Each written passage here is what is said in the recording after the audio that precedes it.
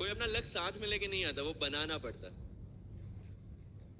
अगर आपके पास रिस्क लेने का एटीट्यूड है, सी मैं गुजराती हूं and we know the business, and business का एक ही फंडा है, higher the risk, higher the profit. So अगर 8:30 को आपका एक्सीडेंट होता है और 9 o'clock आप मेंस की एग्जाम देने जा सकते हैं, इंटरव्यू से पहले 1 महीने तक आप हॉस्पिटलाइज्ड है और उससे 1 वीक पहले आप दिल्ली जाके उसकी प्रिपरेशन कर सकते हैं, तो luck has to come with you. उसको आना पड़ेगा और आपको आईपीएस बनाना पड़ेगा। लोग बोलते हैं कि एक्सीडेंट के बाद आप जाके आए एंड ऑल, तो द सिंपल था कि मैं एग्जाम के लिए निकला, मेंस मेरा था, सुबह GS3 का पेपर था। 8:30 को मेरा स्कूटी स्लिप हो गया, मेरा लिगामेंट इंजरी हो गया, लेफ्ट हैंड में इंजरी था, सीट से ब्लीडिंग हो रहा था। लेकिन मेरे पास 2 ऑप्शन थे। मैं खड़ा हुआ, मैंने देखा, okay my right hand is safe, and I decided I will go to the exam hall and write the exam. मेरे पास 2 ही ऑप्शन थे, या तो मैं वहां से उठ के रोने लगूं, यार मेरे साथ ही ऐसा क्यों हुआ, मेरा एक्सीडेंट हो गया, मेरा मेंस खराब हो गया, और हॉस्पिटल जाओ। या दूसरा ऑप्शन था कि मैं देखूं कि मैं 3 घंटे और सरवाइव कर सकता हूं, हाँ कर सकता हूं। मैं मेंस के लिए एग्जाम हॉल में गया। ये जितने भी फोटोग्राफ्स लगे हैं, सर ने जैसे बताया कि जितने भी इंसान सक्सेसफुल हुए, अगर आप उसकी लाइफ स्टोरी देखेंगे तो कहीं ना कहीं एक मोमेंट आता है जहां पे वो इंसान की जो स्ट्रगल है वो पीक पे हो जाते हैं। वो इस मोमेंट पे आपको डिसाइड करना है कि आपको वहां से यू टर्न लेना है या आपको वहां से आगे निकलना है। इन सब लोगों ने डिसाइड किया कि उनको वहां से आगे निकलना है, एंड दैट इज द फंडा ऑफ लाइफ। सक्सेस उन्हीं को मिलता है जो इस स्ट्रगल वाले मोमेंट से आगे निकलने की सोचता है।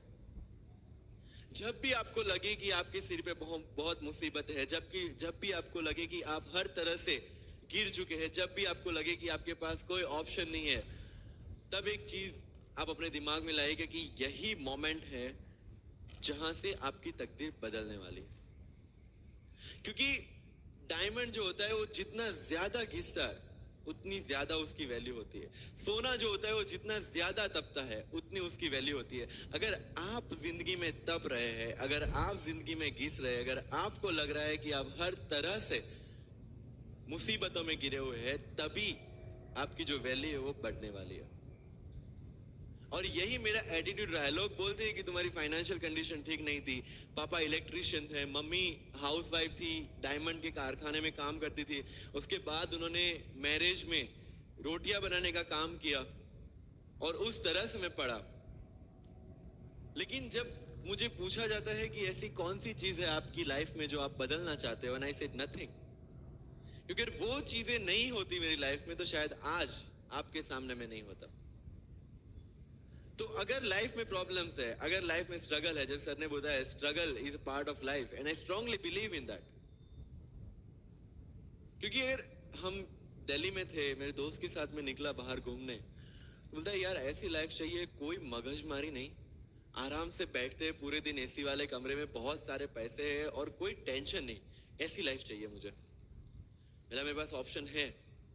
बोलता क्या?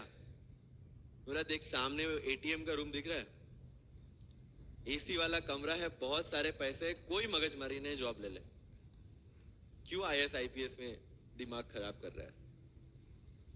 अगर स्ट्रगल नहीं चाहिए तो you have to compromise with that life. जब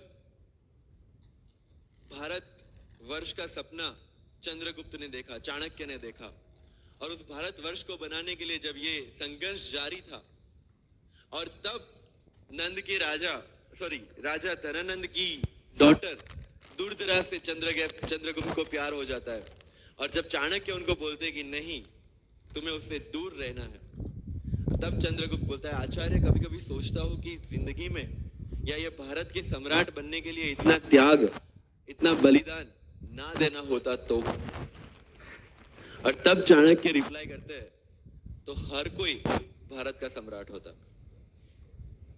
this is the fundamental rule of life.